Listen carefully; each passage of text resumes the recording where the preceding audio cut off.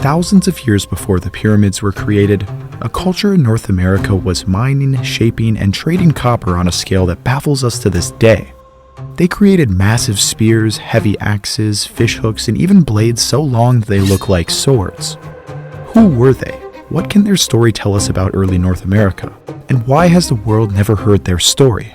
This is the true story of the old copper culture, one of the most mysterious cultures of the Americas that we are only beginning to understand. In this film, I travel with David Pompiani, the first scientist to use lake sediment cores to detect metal pollution from prehistoric copper mining in North America. We'll explore their forgotten mines, recreate lost tools, and even put their technology to the test. This could be the biggest story in archaeology in a century, and you're about to see why. Long before humans ever picked up a hammerstone, the Great Lakes region was already extraordinary, geologically speaking. In this area, the Earth created something rare, some of the largest deposits of nearly pure native copper on the planet. Unlike most copper elsewhere, which is trapped in ore and has to be smelted out of the rock, the copper here formed as nuggets and massive sheets or veins of almost pure metal, soft and malleable enough to shape with simple stone tools. This remarkable copper formed about 1 billion years ago, when volcanic activity split the crust and allowed mineral-rich fluids to flow through the cracks in the bedrock, sometimes pooling into thick veins or forming large pieces of copper. Over time, glacial erosion scraped and polished the landscape, exposing the copper at the surface and sometimes breaking off chunks of copper and scattering them all across the Midwest. Often, the glaciers would have pulverized the rock surrounding a vein, leaving only a pillar or monolith of solid copper sticking out of the ground. When the first people arrived thousands of years ago, not only was copper all over the ground, but they would have seen these veritable copper monoliths protruding from the earth. It would have been like a scene from 2001: Space Odyssey, a group of Stone Age foragers coming across a pillar of a material that they had no understanding of, a material that would hold their future. We know about these pillars because they can still be found underwater. The natives mined all of the others, while the ones underwater give you an idea of what they would have came upon at the end of the last glacial period. We have evidence of people in the Great Lakes region as soon as the glaciers started to retreat. Points from cultures such as Clovis or Folsom are found in northern Minnesota and Wisconsin. Though not proven, these people may have made the earliest copper artifacts in the world, over 12,000 years ago. After all, copper was everywhere, and turning a nugget into a tool only takes a few hours. Glacial sediments held many of these nuggets, which are identifiable by their bright green color. Massive boulders ripped from the earth would have been easily exploitable, while entire veins still embedded in rock would have been a clear progression. It is likely that copper was first used in the Great Lakes region about as soon as people encountered it, but researchers have actually been able to directly date some of these artifacts. A well-dated fragment of copper from a fire pit around Lake Superior dated to 6,800 years ago. This turned heads, as this is as old as the oldest copper smelting discovered anywhere in the world. A 2021 study by David Pompiani and colleagues evaluated 53 radiocarbon dates associated with copper artifacts. Many of these artifacts were conical points, hollow points which once tipped projectiles. And because of the unique properties of copper, organic material inside of the haft was able to be preserved for thousands of years. David and his colleagues radiocarbon dated this material and obtained shocking results.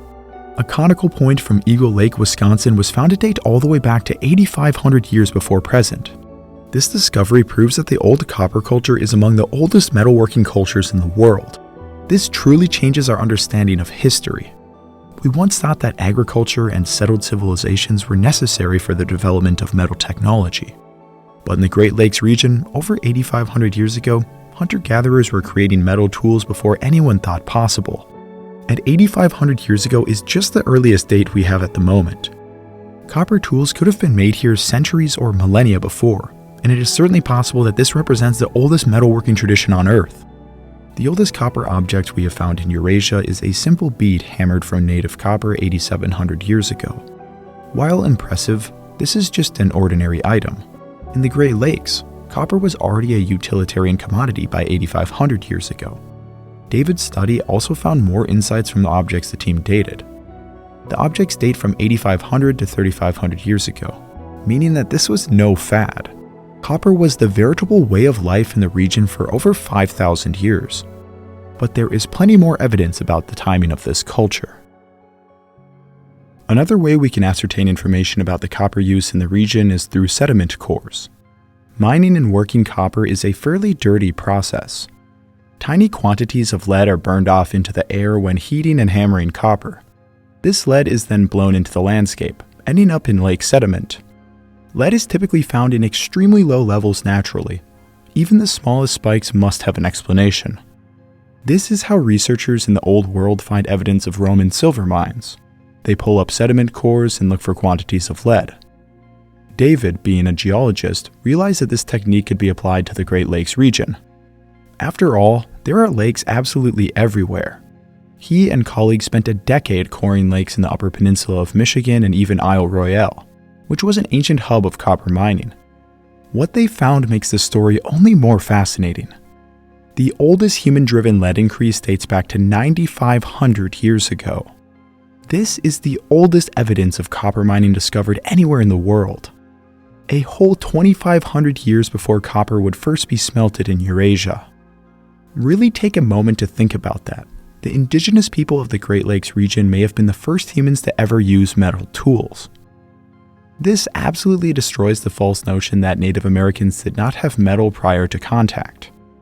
In reality, the ancestors of the indigenous had metal millennia before anyone else. This is a shocking revelation, but there are still so many questions we need to answer. First, let's talk about how these indigenous hunter-gatherers were able to obtain so much copper. As mentioned previously, the Great Lakes region is abundant with what is known as float copper. This is copper that has been carried away from its source by glaciers and can be found anywhere in the region, even as far south as Kansas. David even found a piece laying on the surface of some exposed rock when we were camping in northern Minnesota. We have evidence that native people would search through massive glacial sediment piles in order to find the float copper inside. This was the easiest copper to obtain and could be easily turned into tools. In fact, the piece that David found, I was able to hammer into a fishing hook with only 2 rocks and a heat source. The second easiest way to obtain copper would have been to just bash it off of one of the monoliths that we talked about earlier. The most difficult way to obtain copper would have been to mine it out of the bedrock. In the Great Lakes region, bedrock containing veins and vesicles of copper is exposed on the hills and ridgelines surrounding Lake Superior. This is due to a massive volcanic rift that happened over 1 billion years ago, and the subsequent glacial activity has scraped and exposed the bedrock surface. This is why you can find veins of copper embedded within the rock. Some of these examples are truly striking. There was an immense amount of copper locked in the bedrock, and with no iron picks or explosives, these people here had to get creative. Bedrock could be broken with simple hammerstones. Many of these hammerstones have a groove made around the outside by a simple technique referred to as pecking. You simply hit the tool with another stone, gradually carving out a groove. These hammerstones were likely attached to a large handle. Some are very large and must have been wielded by 2 hands. More complex battering ram-like devices may have been used, and we have even found evidence of wooden ladders in some of their pits. Hammering away bedrock by hand was slow, grueling work. To hasten the process, they developed an ingenious method of pulverizing the rock with nothing but fire and water. It is hypothesized that large fires would heat up the metal, and then they would douse it in water. The rapid expansion and contraction caused the stone to crack and sometimes even shatter. The natives would then go in with copper chisels and hammerstones to pry the copper free. There's no question the mining was grueling, but it worked. And the sheer amount of copper these people pulled from the earth is nothing short of staggering. But let's fast forward. It's the 1800s. America is industrializing. Telegraph wires and electric grids are going up, and the world suddenly needs a lot of copper. Where did they find it? Right here in the Upper Peninsula of Michigan. Mines pop up everywhere, and one known today as Adventure Mine became one of the major hubs of what they call the copper boom. Many of the miners who arrived here had decades of mining experience. They had seen the expansive mines in Cornwall and other European hubs, but what they found in the overgrown forests of Michigan shocked them. When they started digging, they realized they weren't the only ones here. Everywhere they went, they kept finding these pits. Most of them were subtle and shallow. and at the bottom of some they found massive pieces of copper and rock hammerstones worn down by thousands of blows. This attracted the attention of Henry Gilman, one of the first researchers to document the prehistoric mines at Isle Royale, a large island in Lake Superior. The following is from a letter in which he describes the true scale of his discoveries. The remarkable discoveries of ancient mining at Isle Royale in Michigan have, for various reasons, received very little attention. I sought permission from a mining company working on the island to visit and write about ancient mining remains on their property. Probably less than 10% of the ancient mines found at Isle Royale have been discovered. The ancient mining remains far exceed those at one of our oldest copper mines on the southern shore, which has been worked intensively for the last 2 decades with modern technology. The ancient mining works, which are pits 10 to 30 feet in diameter and 20 to 60 feet deep, are found scattered throughout the island. On the north side of the island, excavations like these are found on a ridge continually for 2 miles. Stone hammers weighing 10 to 30 pounds, which have been found by cartloads along the ridge, appear to be the primary tool for creating mines. In addition, copper tools like chisels and knives have also been found in pits that have been excavated. The tools, though degraded by oxidation over the years, appear to be made with a high degree of craftsmanship and were probably worked and shaped using fire. Though it is hard to guess how long it would take to create the extensive mining remains found near McCargo Cove today, it seems reasonable to estimate that it would have taken several centuries.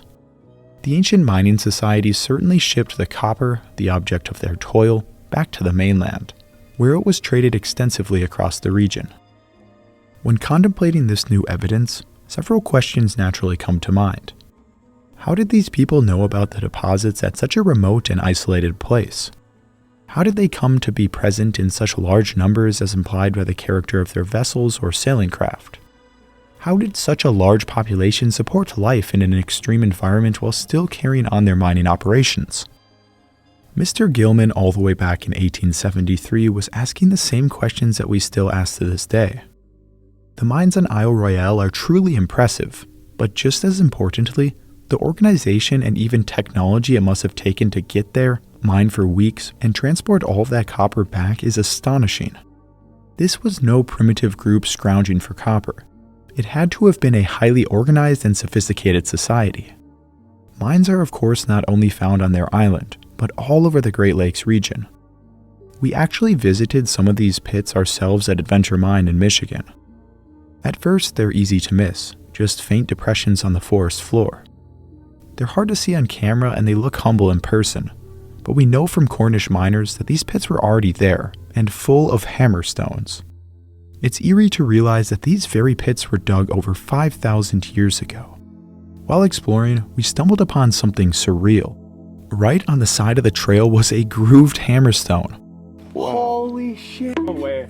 There it is, right on the trail. In proximity to the suspected pits. just downhill from them. Wow. I kicked it over. There it was. Holding it in our hands, knowing it had been left here by ancient miners, was extraordinary. Direct evidence of the old copper culture in my hand. Later, while looking at other mines, we also found a nugget of copper in the soil. It really felt like we were hearing the whispers of the ancients. The copper boom of the 1800s unfortunately erased much of the evidence of native mining. And at its peak, this region supplied something like 90% of the world's copper, wiring the early electric age. And in order to get all this copper, they dug deep into native mines and blasted apart what was left. And as Henry Gilman said himself, it would have taken decades or centuries to create the mining remains they found on Isle Royale, and that the ancient mines they discovered were larger than any contemporary or historical mine they knew about on the Keweenaw Peninsula. It's hard to overstate how impressive those native operations were. Without iron or dynamite, they devised a system of mining tons of copper while the rest of the world was still using stone. And yet, what remains today are quiet forests, gentle depressions, and the occasional artifact. It's a haunting reminder of how even the greatest achievements can fade into the earth. Okay, so we know that they mine tons of copper, but how do you go from a chunky nugget like this into a beautifully shaped knife? Well, they never developed smelting technology, but the reason why is actually kind of brilliant. In Eurasia, copper is typically locked inside of rock as copper ore. This ore has to be crushed and then heated to an extraordinary temperature to melt the copper out of the other minerals. The process of smelting takes tons of fuel and a lot of infrastructure and time. But here in the Great Lakes region, the copper is already extraordinarily pure. There is no reason to even waste the energy building complex furnaces, when you can just work it with a campfire and a hammerstone. This technique is called cold hammering. Copper starts off soft, but as you hammer it, the metal hardens and becomes strong enough to hold an edge. But to keep working the tool without it cracking, you have to re-soften it. So you heat it up, quench it in water, and keep hammering. I have this nugget of copper and we're going to try to make something out of it. Pounding this nugget flat took a ton of time and effort. I had to anneal it probably 10 times before I got it into a rectangular shape. I also lost a lot of fragments that fell off while hammering. In the end, I was left with a little point. This would still be deadly if hafted on a projectile, but the entire process was much harder than I thought it would be. Cold hammering is a difficult process and requires skills that I have not yet developed. Creating a large complex object may have taken a few days of hammering and annealing. There are experts who have recreated some of the most complex old copper culture artifacts. I visited Larry Farrow, one of the most skilled copper pounders out there. He showed us some of the tools he had made himself, some of which blew my mind. Pounding out such complex shapes must have taken days. Larry also had a variety of real artifacts he had found throughout his life in northern Minnesota. He showed me Folsom and Clovis points he found which left me speechless. I had no idea Clovis points could even be found that far north in Minnesota. This also made me realize that both the Clovis and Folsom cultures would have come across copper well over 10,000 years ago. Could there be a fluted copper point out there made by the Clovis culture? Well, believe it or not, there is a fluted copper point that looks remarkably similar to a Clovis point. Could this really be evidence that the Clovis people were using copper over 12,000 years ago? Probably not. No one seems to know where this point came from or anything about it, and it is believed to be fake. But this does not downplay the real possibility that these early Paleo-American cultures may have used copper tools. Supporting this is the existence of very old copper points that resemble those used by another Paleo-Indian point type, agate basin points. These points appear across the Great Plains and beyond between 10,500 to 8,000 years ago. They were likely thrown on spear thrower darts to hunt bison and other critters. They were used all the way into Minnesota and Wisconsin, and here we also find copper points that look just like them. Considering we know copper was being mined and worked at the exact same time, there appears to be a real connection here. This just goes to show you how mysterious the old copper culture is. There are so many legitimate mysteries that we have not answered. On my tour of Larry's shop, he showed me a real copper artifact he found in a riverbank. Look at this thing, it is monstrous. He told me that he suspects this to be a younger example as the rounded knives seem to come from only around 3,000 years ago. Either way, I could not believe what I was holding. As mesmerizing as this knife was, people have found far more extraordinary artifacts. What I consider the most impressive is the over 21-inch long blade discovered in Ontario by Harold Allen. This is truly astounding. What would such an item even be practical for? Shaping wood, cutting meat, a machete for warfare, who knows? It brings up so many fascinating questions. It feels like it totally would have been a status item, maybe a copper pounder's magnum opus. I recreated this object out of my own personal obsession to see how practical it would be. It works well for hacking through brush and for shaping wood. I do not know if the original shows any signs of use, as that could help us answer the question. But either way, the existence of this object is fascinating. I remember one time I was talking to a friend of mine from a small town in Wisconsin. He had thought that the natives had never used metal, and I proceeded to talk about the old copper culture and the Incas. He was surprised to learn that metal was used, but he said, "So why didn't they make like swords and shit?" Knowing of this copper knife, I said they did. This just goes to show you how unknown the old copper culture is, even for people living in the region. He has almost certainly walked over copper artifacts while hunting or fishing, yet he or anyone I know has absolutely no idea. And yet, before the pyramids were built, some Native Americans were walking around the Great Lakes region with copper swords. They had metal swords thousands of years before the Europeans did. And yes, I'm calling it a sword. It's not just a big knife. I'm calling it a sword now. But this is not the only large blade that has been found. In fact, there are dozens over a foot in length. Knives are a common find from old copper culture sites, which makes sense considering these people lived in the North Woods. Many have straight tangs, some are socketed, and some have tangs that are bent over. Another popular knife typical of the OCC is the crescent or ulu knife. These are some of the most expertly crafted tools the culture ever made. They often feature twisted handles, which must have been difficult to make. They were likely used to process food and butcher animals. Ulu knives are also known as women's knives in Inuit communities, since women are the main users of the tools. The twisting technique found in some of these ulu knives was also applied to objects that look suspiciously similar to drills. You know, I like to stay away from conspiracy jargon, but this is by all means ancient advanced technology. If this was really used as a drill, then they might be credited with the first metal drill bit ever made. The old copper culture continues to blow my mind. Some of the most common old copper culture finds are conical points. As the name suggests, these points are essentially just cones. They were almost certainly used as projectile points, but this is a matter of debate. A conical point does not seem ideal for hunting, since they do not have blades to lacerate flesh like a broadhead. However, these points were likely being propelled by a spear thrower. During the Archaic period, the bow and arrow had not yet dispersed around the Americas. Most cultures instead used the spear thrower, also known as the atlach.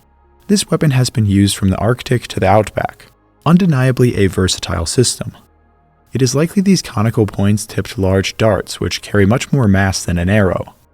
A simple conical point could provide good penetration, and considering they were used for thousands of years, they must have been effective.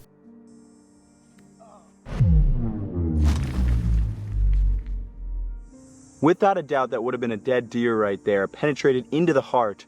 That's probably about 7-8 inches of penetration, so very impressive from the copper conical. Other similar points have a socket, but also a cutting blade. Perhaps they had learned that a larger cutting surface helps the game bleed out faster.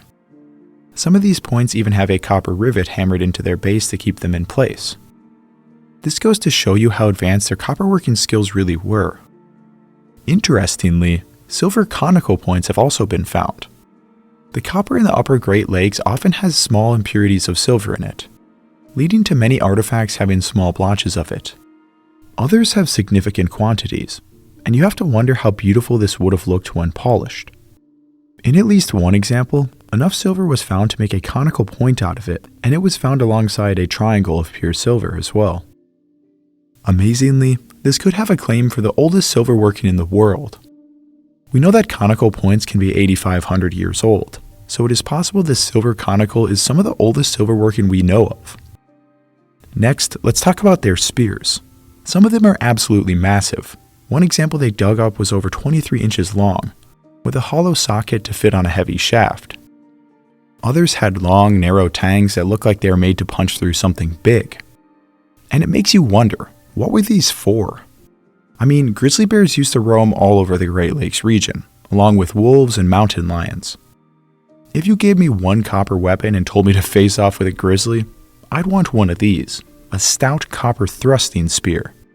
But here's the thing, when you really look at some of these spears, they start to look less like hunting tools and more like something else.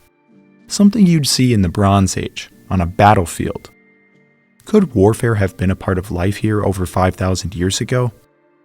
Given everything we've learned on this channel over the last 6 months, it's not that far-fetched, is it? These spears could have been for hunting, they could have been for fighting, and maybe, just as importantly, they could have been symbols. Status, power, a way to say, don't mess with me. The truth is, they probably did all three. Wow, so that is definitely a dead animal. It went all the way into the wound channel. Look at that. That animal would have bled out in seconds. Sliced the heart right in half, and it even came out the other side. Wow, copper is deadly. A far more practical tool for the region was the axe and the adze. An axe is a tool with a vertical edge, while an adze has a horizontal edge. Both can be used for woodworking. but the axe is better suited for cutting down trees. We find many axes and adzes that the old copper culture once used. Some of them are huge, and may have been used for creating dugout canoes. Creating a dugout canoe takes an exceptional amount of time and energy, especially with stone tools. The use of heavy-duty copper tools would have sped up the process dramatically, and there is no place better than the Great Lakes to have a canoe. Some have questioned the effectiveness of copper axes, especially online. I remember arguing with a guy who could not fathom copper being used to cut down a tree. After all, he probably has only used soft copper wires, not a cold hammered copper axe. So let's cut down this small tree to see how difficult it really is. Honestly, my copper axe worked way better than I imagined. The thin copper blade was able to dig into the tree deeply, and it only took me about 5 minutes for this little tree. I imagine a bigger axe would be able to take down a mature tree in less than an hour. Perhaps one of the most useful tools for a region full of lakes is a fishing hook. There are fish and lakes everywhere in this region, enough so that an entire tribe could survive on nothing but fish. We have plenty of evidence that the old copper culture spent a significant amount of time and energy fishing. Hundreds, if not thousands, of hooks have been found. They lack barbs, but they were clearly used as hooks. Multiple hooks have even been found together, undoubtedly a fisherman's collection. In order to test out the effectiveness of these hooks, I decided to go fishing with some on the Chippewa River in Wisconsin. I was after a prehistoric armored fish. I got a bite, and the fish fought for nearly 10 minutes. Finally, reeling it in, I got what I was after, a sturgeon. Well, I just caught this sturgeon on this copper hook right here. Bent it a little bit, but nothing too bad. Here's the fish. I gotta get him back in the water in a second, but he's a nice sized sturgeon. Probably a good 3 feet or something like that. I got him measured out, but we'll put him back in the water. Being able to catch such a large fish with just a copper hook and a worm proved to me that you really could feed yourself out here with this technology. The copper hook held up during the entire fight, and though it was a little bent, the fish did not get away. The old copper culture also made tons of these strange looking objects. They are hook-shaped, but they are not quite hooks. By looking at ethnographic examples, it was clear that these were part of what is called a Leicester spear. The 2 hooks grab onto the fish's sides, while the central point impales it. The hooks are often found in close proximity to a central spear, supporting the idea that Leicester spears were indeed made by the old copper culture. These weapons would have been exceptionally useful for the rivers around the Great Lakes. Brook trout would run up the streams every autumn. A Leicester spear is the perfect tool for taking advantage of these events. But sturgeon are another fish which spawned in the rivers. These fish can reach over 6 feet in length and 240 pounds. That may be a little too large for a Leicester spear, so perhaps that is why the old copper culture also made large harpoons. Spearing one of these powerful giants in shallow water must have been a thrilling experience. Fish likely made up a substantial portion of the diets of these people, and I am truly jealous of the fish they must have seen. Hooks and Leicester spears would have also been useful for when the ice froze over the lakes. To test this hypothesis out, I attempted to spear a northern pike through the ice this past winter. I was unsuccessful, so I'll have to try again this next winter. Another necessity for surviving winter was clothing. Though none of their clothing survives, we have found thousands of awls, and even some eyed needles. Awls are used to create holes in fabric, and then cordage can be pushed through to sew together. Remarkably, a copper awl has even been found with a bone handle. This was made possible by the preservation ability of copper. Eyed copper needles have also been found, which is significant because this is a complex technology. Various enigmatic copper objects have also been found. Some are clearly beads, earrings, and other forms of ornamentation. Others are stranger, and we cannot say for sure what they were used for. This one almost looks like a wolf emblem, and may have been worn. Perhaps the most impressive objects they made were banner stones. Banner stones were made all over North America during the Archaic period. They most often consist of a perforated stone. Though their exact purpose is enigmatic, many scholars believe that they are attached to spear throwers. Adding weight to the middle of a spear thrower allows for more controlled and accurate throws. The old copper culture was aware of this, but instead of using bone, at least sometimes they used copper. But some of the artifacts are truly stunning.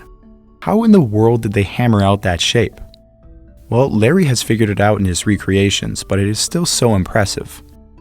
It just amazes me to think about an old copper culture hunter with a copper knife, copper-tipped darts, and a copper spear thrower.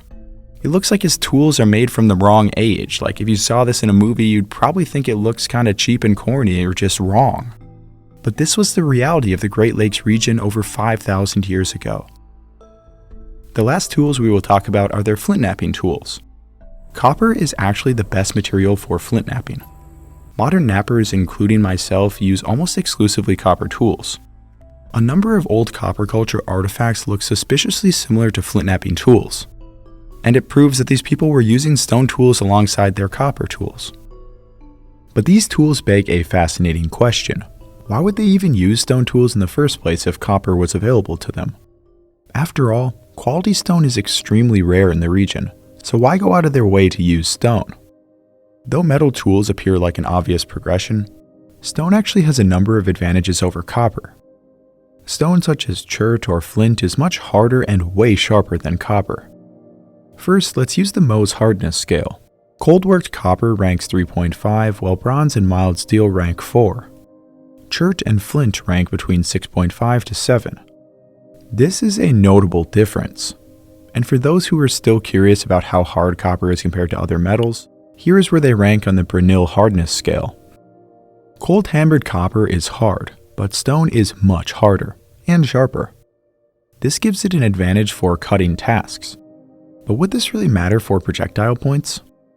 Beber et al. 2018 found that copper points and stone points had little to no difference in penetration. Of course, penetration isn't everything, as projectile points need to lacerate flesh as well. I think further tests have to be done to see the real difference between stone and copper. Even with this in mind, copper and stone are fairly equal overall. So why go out of your way to create massive mines to obtain copper? This is one of the most important questions about the old copper culture. What was it that made copper worth all of the effort? David Pompiani has come up with a compelling hypothesis that may answer this question. David, can you explain the malleability hypothesis for copper tools in the Great Lakes region? Yeah, so the issue with the copper is that it's not much more functionally efficient to stone. So in an archaic world, why would you go find copper to make a spearhead when a spearhead made out of stone essentially does the same function? So it leaves the question of why put all this effort into getting the copper? And I explain this with the malleability hypothesis for copper. So copper is unique in the archaic world for one property. It is malleable. So that is different than available properties to the archaic people around Lake Superior that include bone, antler, regular quartz, but they can't be worked into different shapes or in a way recycled if they are sort of broken. Copper, when it's heated, it can actually be worked, bent into shapes. One shape being particularly useful is a hook. As you know, copper is found around the Great Lakes, in particular Lake Superior, one of the greatest freshwater fisheries the world has ever seen. And it is deep water, very, very deep. And so to access those resources down there, you would need hooks, especially through the ice in the winter, because it's a very cold seasonal place. Or even just during the summer, if you have a canoe, you could go troll for a hook, accessing huge, huge amounts of energy deep in the lakes, in the water, essentially. And without copper, you wouldn't be able to make a hook. That's the hypothesis. So the hook is critical technology that is being made available by that copper. Then once you have hooks, you would more efficiently gather fish to feed your populations. Your populations would then grow, creating greater demand for hooks to feed themselves.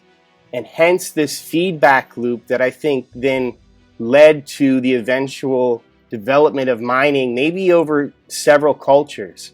But if you're to the point where you are mining, that's because you need a regular supply. You need to be able to go get some when you need it. And if it's not functionally more efficient than stone, then the malleability hypothesis with the hooks fills in the reason why they needed it. But in the case of the old copper, they actually created artifacts that were utilitarian.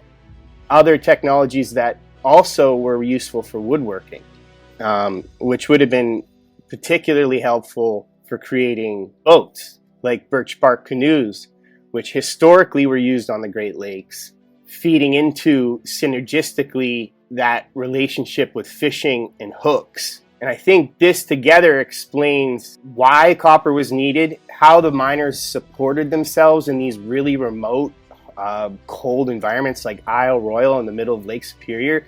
They needed calories, they needed food, and regular supply out on these island environments around lakes. That food could have been found in the lake. You wouldn't necessarily need agriculture. And we see that on the western coast of North America at the contact period, where people survived off the salmon runs, even though they lived adjacent to cultures that practiced agriculture, and they still maintain that lifestyle. Which is one of the things I think about the old copper culture that fascinated me the most, is like they were baffled when they found the true scale of their, mining operations. It was, as Gilman was saying, it was comparable to their operations that had been going for 2 or 3 decades on the southern shore. So yeah, just the infrastructure needed for the mining on Isle Royale is something that I think is a huge part of the story of the old copper culture, really. When you start looking closer at the old copper culture, you realize this wasn't a bunch of hunters smashing rocks into copper. There was a society here, an economy, a culture. We don't know if they had chiefs or if they were still egalitarian bands. But the scale of mining at places like Isle Royale suggests at least some kind of leadership, or at the very least, a shared vision. And this wasn't just work. Copper was woven into their social and spiritual lives too. We find bracelets, jewelry, and finely worked artifacts sometimes dotted or engraved with mysterious lines and symbols. Were they status symbols, clan marks, spiritual tokens? We don't know. But these objects suggest copper meant much more than utility. It meant identity. And the trade networks? They were vast. Copper artifacts from the Great Lakes have been found as far south as the Gulf Coast and as far east as New York. Imagine that. Copper mined on a frozen island in Lake Superior, traveling 1,000 miles to another world. And what's fascinating is what you don't see. In Europe and the Near East, when metallurgy arrived, it upended everything. It gave rise to kings, armies, slavery, and sharp social hierarchies. But here, not so much. Copper in the Great Lakes didn't create rigid classes or giant palaces. The evidence we have suggests they stayed relatively egalitarian. In fact, copper objects have even been found in the burials of women and children, something you just don't see in patriarchal Bronze Age Europe very often. And maybe this tells us something about their values. Along the Mississippi River, just south of the small town of Potosi, Wisconsin, lies a site that would change our understanding of North America's ancient past. It was May of 1945 when 2 fishermen noticed something strange eroding out of the riverbank: bones and copper artifacts. They called in for help, and soon archaeologists from the Wisconsin State Historical Museum and the Milwaukee Public Museum descended on the site. By August, Robert Ritzenthaler and John Douglas from the museum launched what would become the first scientific excavation of an old copper complex site. What they uncovered was staggering. This wasn't just a small burial ground, it was a massive cemetery. Archaeologists estimated as many as 500 burials, though many had already been damaged by erosion or human activity. The burials were varied. Some were single interments, and others were bundles of bones, and some even showed signs of partial cremation. And in the layer of soil, they found tools and ornaments that told the story of this ancient culture. Utilitarian and decorative copper artifacts, finely crafted sure projectile points, drills, and smoothing stones. But something that stood out is what they didn't find. No pottery and no signs of agriculture, just copper and stone. That led researchers to conclude that the Osceola site dated to a few thousand years ago. At the time, this was all based on relative dating because radiocarbon dating hadn't yet been applied. But 7 years later, at another site to the east, that would change. In 1952, a teenager named D. Baldwin was digging in an abandoned gravel quarry near Oconto, Wisconsin. While digging, he struck something remarkable: human remains and copper artifacts. Archaeologists, led again by Dr. Robert Ritzenthaler, launched an excavation the same year. They uncovered the burials of at least 45 individuals, but it was the artifacts that caught everyone's attention. Among the copper finds were awls, crescents, clasps, projectile points, fish hooks, bracelets, and even a spiral-coiled tube. Non-copper items included chert projectile points, shell beads, and astonishingly, a small whistle buried alongside a child. But here's what really made headlines. In 1953, a carbon sample from the Oconto site was sent to the University of Chicago, to none other than W.F. Libby, the inventor of radiocarbon dating. When the results came back, they shocked everyone. 5,600 years before present, making it the oldest dated archaeological site in Wisconsin at the time, and one of the oldest in all of eastern North America. The most recent and reliable tests confirm that the Oconto site dates between 6,000 to 5,200 years ago. This shook up the archaeological community to say the least. Not only was this way earlier than expected, but it also contained metal artifacts. And I'm surprised that the old copper culture mystery didn't get bigger and we don't know more about it today. Together, the Osceola and Oconto sites revealed something truly extraordinary. Thousands of years before Stonehenge, before the pyramids, people here were mining copper and burying their dead with care. Though we will never know much about their actual culture, it is certain that they had a sophisticated way of life, and I would love to sit around a campfire with some of these old copper culture people. The old copper culture would not last forever. As its name suggests, it is old, and it would vanish long before the history books ever got a chance to record it. That's because starting around 5,000 years ago, it would slowly disappear. Mining would be abandoned, artifacts became less common, and eventually any signs of the culture would fade entirely.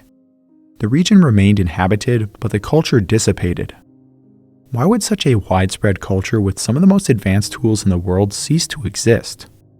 This is a fascinating question, and archaeologists have been asking it for centuries. After all, by the time Europeans came to the region, the indigenous were primarily using stone tools, at least in what would become the United States. In fact, I think that many in the United States, as well as much of the world, still assume that native North Americans never used metal prior to contact. Some people might know that the Aztecs or the Mayans did, but north of that, I don't think a lot of people have any idea. And for many pioneers and colonists, they had little reason to think otherwise. Many of the groups they encountered carried stone tools, which were mere objects of intrigue to the steel-clad Spanish or the musket-bearing French. What if they had come across a culture of copper, spear, and sword-bearing people? How would history have changed? Well, the reality is that the old copper culture was long gone, and we are left putting together the story of why. Once again, sediment cores are a way that we can try to understand this collapse. Lead concentration from Copper Falls Lake and other lakes in the Michigan Copper District indicate that mining occurred in distinct phases. Mining activity grew over a number of years before ceasing for centuries or even millennia.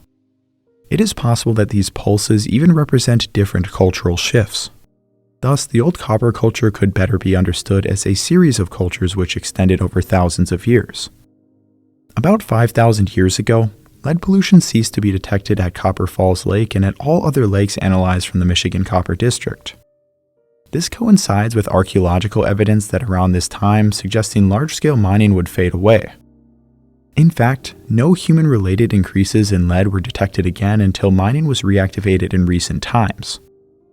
In order to find out if this was a regional anomaly or a major cultural shift, David analyzed published sediment core data from additional sites surrounding the Great Lakes.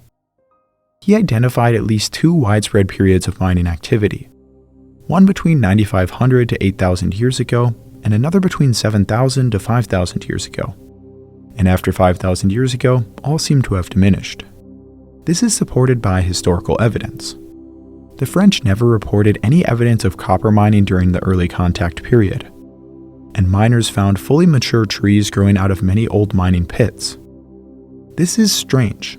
Why cease mining altogether when they had the knowledge and copper was undoubtedly useful? It is possible that a period of elevated social stress or environmental pressure could lead these populations to abandon their operations and switch to stone for the time being. After a few generations, the knowledge of how and where to mine could have faded, leading to the abandonment of mining altogether. 5,300 years ago, there was a severe drought extending across the Great Lakes region. For at least a century, inland lake levels declined and the region dried out. This may have had drastic effects on populations that relied on fish for food and waterways for transportation. However, given the proximity of the mines to large freshwater lakes and the absence of agriculture during this period, other factors likely contributed to the decline of mining. An important factor to consider is that native mining operations were truly extensive throughout the region. Almost every exposure of native copper in the region shows evidence of prehistoric mining.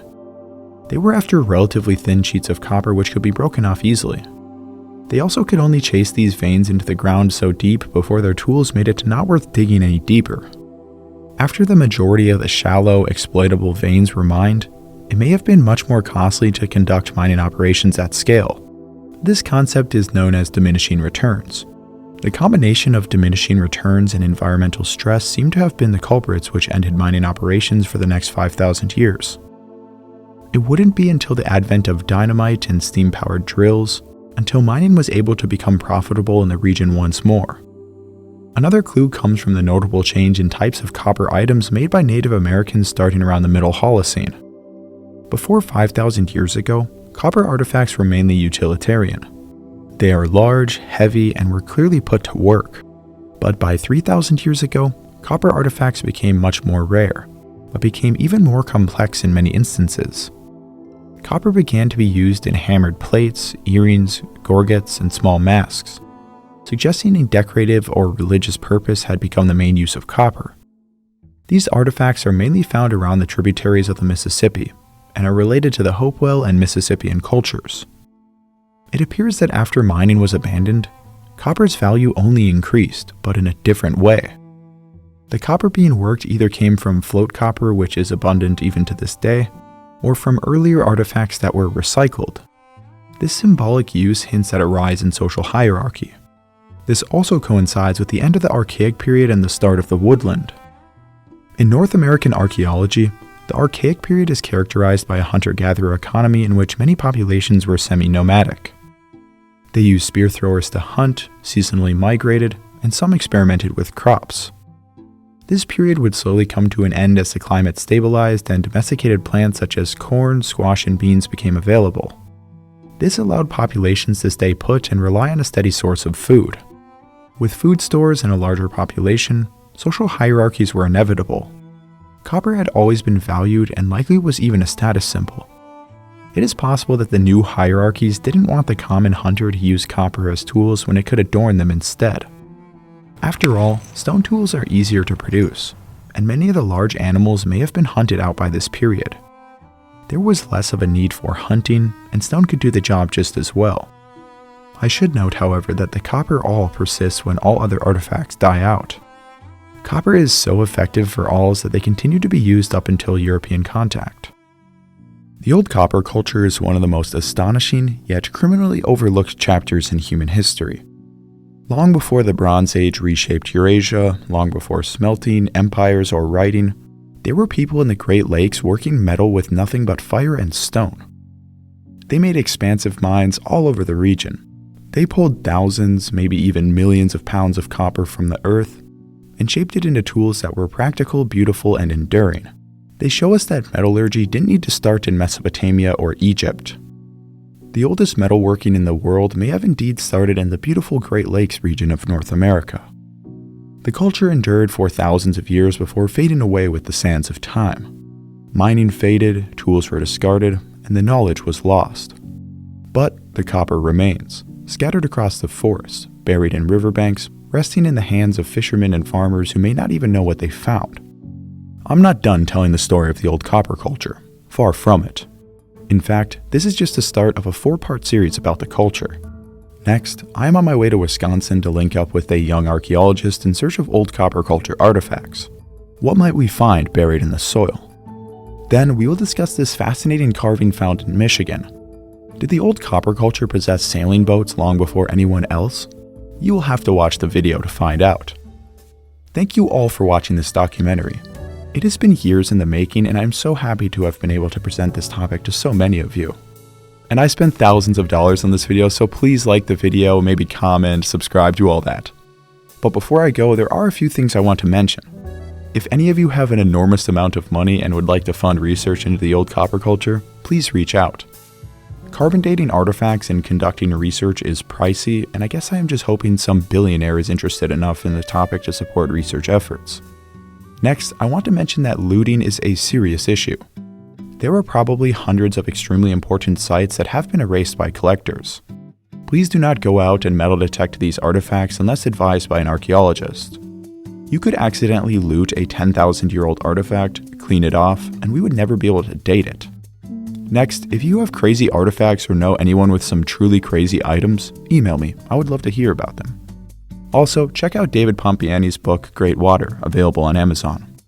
Lastly, if you are of Native American descent, especially Ojibwe, I would love to hear your perspective about this topic. Please reach out. Alright, thanks for watching, and I'll see you in the next one. Arrivederci.